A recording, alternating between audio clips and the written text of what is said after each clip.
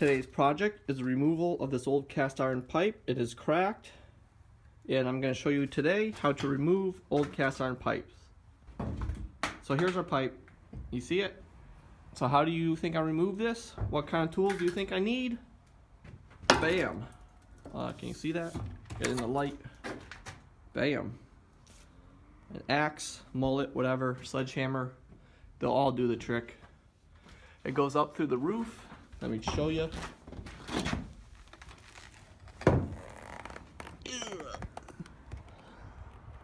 See? I'm going to be removing the chimney too, because I no longer need a chimney. We're not going to have a fire. This is my temporary camera stand, and it goes like this. Bam! There's the pipe.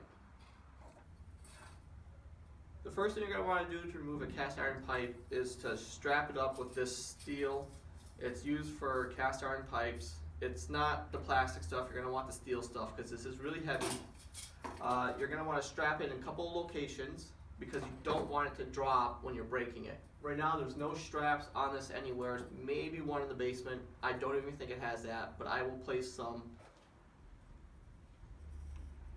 Alright, we're in closer. We're going to take this strap. I already got one screw in. We're going to grab onto this knob here and just come back around and put another screw. I do not have my drill on me because I got the camera in my hand, but you get the idea. The way I strap this here is not ideal. It will probably just slide right down. Now let me show you a little better way to strap this. Now what I got going differently here is I kind of cross them like this. See how it touches around the sides as much as possible? You want it to hug the pipe as much as possible. And the best way to do that is by crossing the strap. Now with this spare piece, let me show you what you want to see happen. Now if possible, you want it to actually completely wrap around the pipe. See, like this? Ideally, I would have to go all the way to that stud. It's missing the stud here, so I would have to go really far to reach that stud. So I kind of just did like this. It should be good enough, because what's going to happen is, as it falls, it should kind of bite into it. See, just has a little angle, especially these metal straps. These metal ones are going to, the bottom edge is just going to bite, and it's going to stop it from sliding. See, it's hard for me to lift this up right now. Like I'm lifting up in the back here as much as I can't lift it. I like to break the couplings because if you just break the pipe, you'll just actually punch holes in it and you can't really get around the whole thing. So hitting the couplings, at least when you break off like a half of it, you can remove the other half.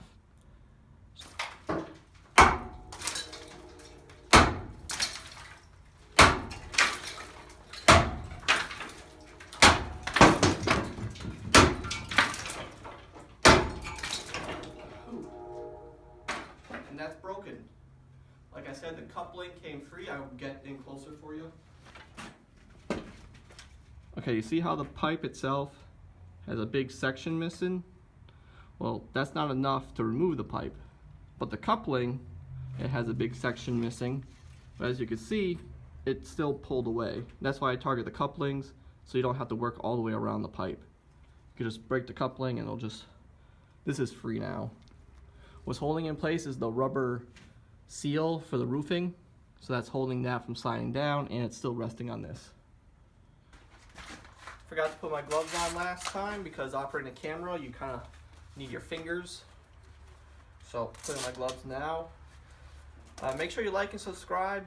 Moving this camera around is a lot of work, same with moving the lighting around. And okay, here we go.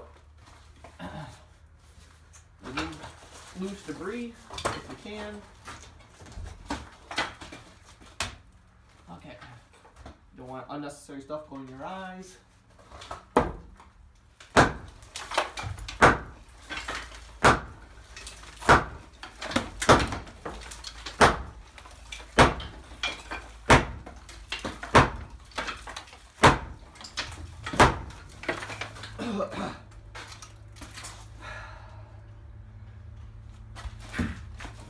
I'm gonna remove the wall so I can get better swings on the pipe.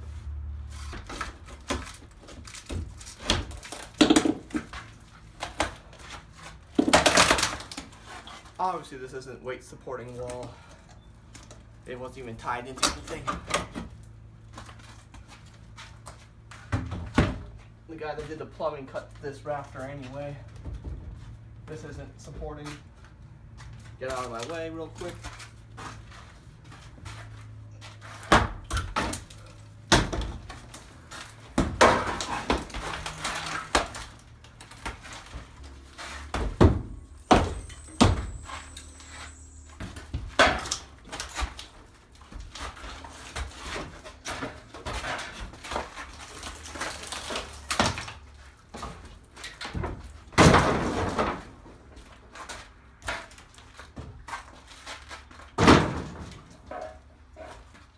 Haha!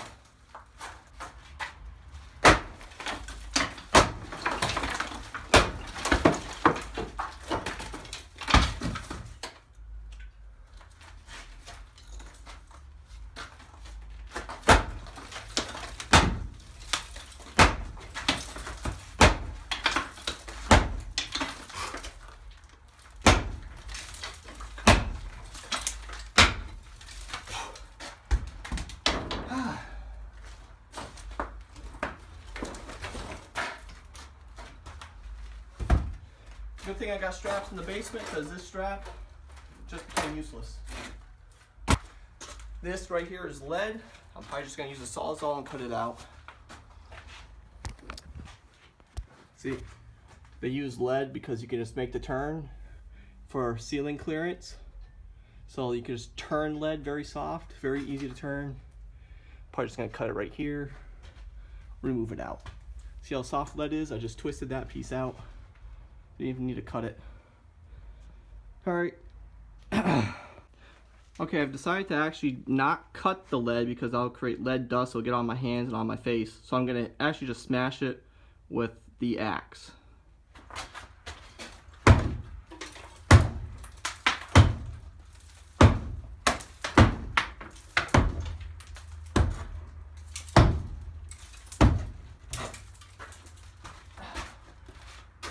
Full of dust.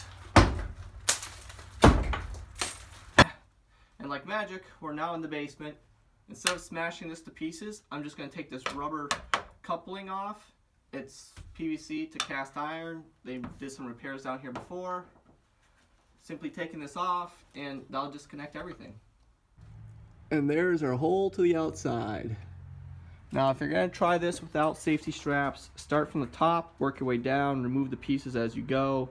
Probably hold on to the piece before it becomes loose and just remove it. I definitely recommend using the safety straps though, especially if this is your first time, you're not familiar with the MO and blah blah blah. And now I'm done. It took me about 2 hours, and if I was to be honest with you guys, if I wasn't shooting a video, I probably would not have put up the safety straps, but they don't take that long to deal with. I mean, 2 hours, I did this whole thing. It probably wasted an hour doing the video recording, and I wasted about 30 minutes with the straps. I probably could have did everything in about 30 minutes, but 2 hours isn't bad.